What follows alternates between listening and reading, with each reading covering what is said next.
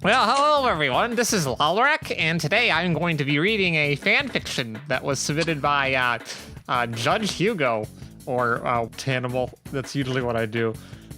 It'll do. It'll do. How Lolrahk and The Courtroom Met. This plays to the theme music of First Twisted Metal. Okay, I'll add that in post. Yes. The year was 1997. Judge Hugo and Bricko Botface had just gathered from law school and were looking for their first major gig. Bricko suggested the court started by Judge's great-great-grandfather, Victor Hugo, in the sprawling metropolis of Manui. Judge, however, wasn't interested in continuing the family business yet. He wanted to make sure he wanted to strike it hot somewhere where he wouldn't be in his family's footsteps. They traveled around the globe, from Africa to Veterinui to Garzani to Sweden. Nowhere was there a court opening.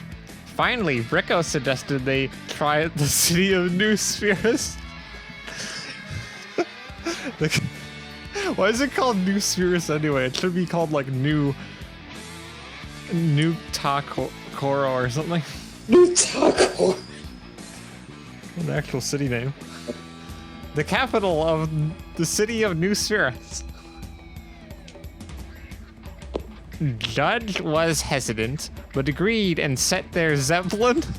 Quickly, to my private dirigible! Quickly to my private dirigible! Quickly to my private dirigible!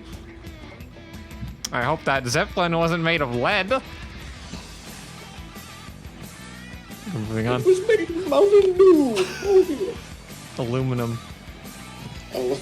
That's on Newman's Ride. It's just made of tin of aluminum. It's literally just a giant aluminum can that is a Zeppelin. Yes. Wait, I see Silicon Graphics computers. What the heck? Silicon Graphics computers. They set a course for the city. The city, constructed using Silicon Graphics computers, was enormous and full of life. They set up their own private courtroom in a former cigarette factory and began judging people accordingly. They judged their own facility, I'm sure. Yeah, that was the rough days. However, their style of justice wasn't met with the approval of the Hero Factory soldiers who patrolled the city. They threatened to shut down the court operation. So they killed the guards and hid the bodies underneath the house of Arakshi. Hey, hold on a minute. I'm starting to get some flashbacks to this. Yes, the Rakshi's name was Lolrahk, and she was in love with a stately gentleman named Foot. He was the king of his tribe, the Foot Clan, and thus he was called King Footfay. The Foot Clan is just like a species of people who have... Yeah, I hope you like this new law. I like this. They had begun dating the week previous, and Footface had found himself enchanted by the Rakshi and her yellow mystique. However, one day while he was over for dinner, they noticed a horrid odor coming from under Lolrahk's floor. Disgusted, she tore the floorboards up to find the rotting carcasses of the mutilated Hero Factory guards. Traumatized, Lolrahk vowed to find the one responsible for cursing her domain, for it was written in rock. It was written in rock. Please. If dead bodies are under your house, you'll be cursed for eternity. Okay, this is even worse with the knowledge that Rakshi eventually kills Hero Factory later in her life. Hey, you're the...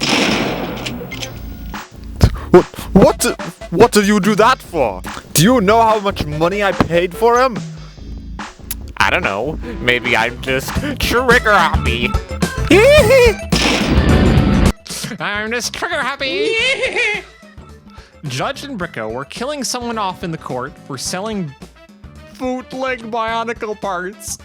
When the greatest sin. When Lolrahk marched in with a chain gun and demanded justice for what had happened to her, she informed them that what had happened, and the judge suddenly got quite nervous and reached for his pistol. Bricko beat him to it and fired his rifle into the Rakshi's gun, exploding it. However, Lolrahk was nimble. Stumpy, be nimble, Stumpy, be quick. Stumpy, quarantine all that are sick. Yes. Anyway, and disarmed Bricko with her knives and cat girl reflexes. No. She demanded an explanation, and Judge spilled that they had done it to keep their courtroom operational. Lolrahk considered killing Judge then and there, but Bricko put a scythe to her neck. Judge promised he would reverse the curse if Lolrahk would agree to work together to find a better courtroom setup. Lolrahk, how does Bricko know how to reverse curses? What the heck? He's literally the one that brought Victor Hugo back to life. Wait, so. what? How? Oh, you didn't know that? No. He has a history with the occult that we won't get into here. Oh my goodness.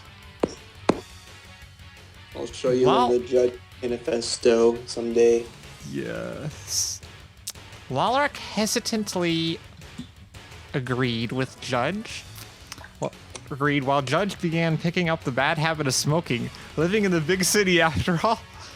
What? It just starts randomly. Okay. A habit that would haunt him for the next 23 years. You know where that joke starts, right? Judge smoking? It sounds really familiar. Okay, so, like, you know how, like, there's a black rod between his mask and his Avmatorn face? Yeah. The joke is that the Avmatorn face is his actual face, and the rod is a cigarette that he's been chomping on for the last, who knows how many years. I don't need that image in my mind. What the heck? So he's just balancing Hyuki's head on a cigarette? Yeah, yes. That's wrong. It's very wrong. That's where... Are you two gay? Judge burned the Hero Factory bodies and laid down on where they had been, singing Family Force 5's Dang Girl loudly as he could.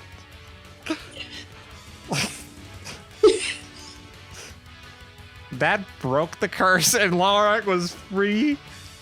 King Footface was just freaking confused at this point. What was glad Lolrahk had some form of religion, as he hated agnostic philosophy. You see, his religion is nails, so... Yes, the nail god. He has multiple finger gods on his...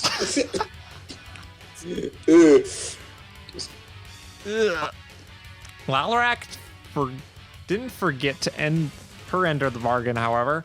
She met a devilishly clever man named Nektan the previous year after he broke her out of a Rocky trafficking ring in exchange for a sinful act. What? Rocky I literally don't know what kind of drugs I was on when I wrote that part. Let your mind wander and move on. I just want to know if there's a Rudaka trafficking ring.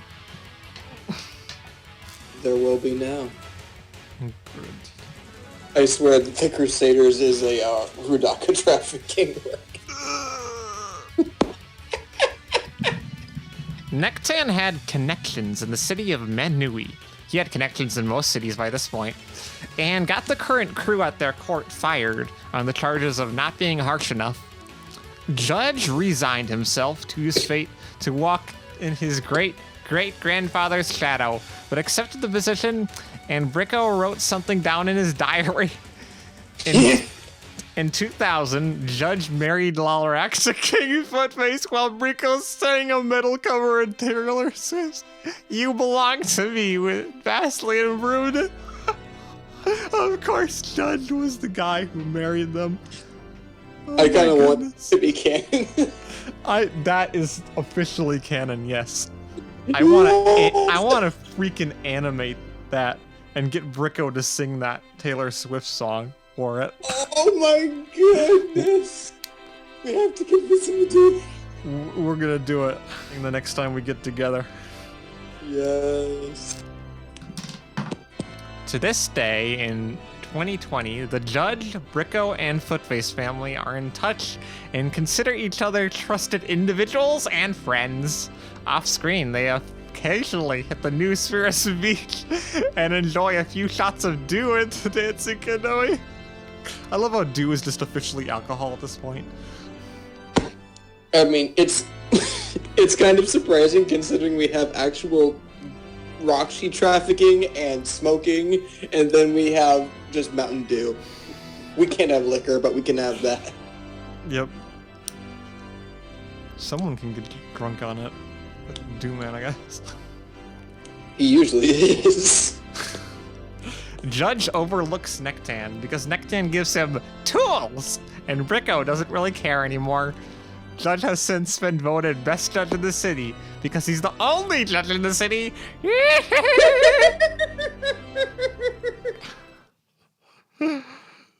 I love how Nektan is officially Judge's arms dealer too now. He supplies the court with the tools. Tools, if you know what I mean, for tools for certain work. Uh-oh, what do you want? Gardening tools? That Fremont and some of the other guys have the security. Maybe that's where he got the hammer. Oh Maybe no. that's where he got the staff. The staff? The possessed Yes. staff? Yes, maybe he got that from Nektan. Yeah. I had an idea where that was related to Victor Hugo, but now I kind of want it to be just this thing that Nektan found. That was Tanimal wrote that beautiful piece of fan fiction, which I'll This just is go when- ahead and declare canon in this case. I don't declare it canon. That's not even how the judge and Brico made it to the courtroom. We actually have our own plot for that, but certain things about this must be canon, and this is going to sound awful with the Twisted Metal soundtrack behind it. Anyway, this inspires me to think about writing out like the official lore for characters' backstories, which I have in my head, but I've never actually put anywhere. So, Please do. That would be interesting. if anyone wants to see that, comment below, and also comment your own fan fictions, and I'll read them just like this. I guess we're on this kick now. And please let them only be PG-13, please. Yeah. The judge is literally begging the audience to not write NSFW.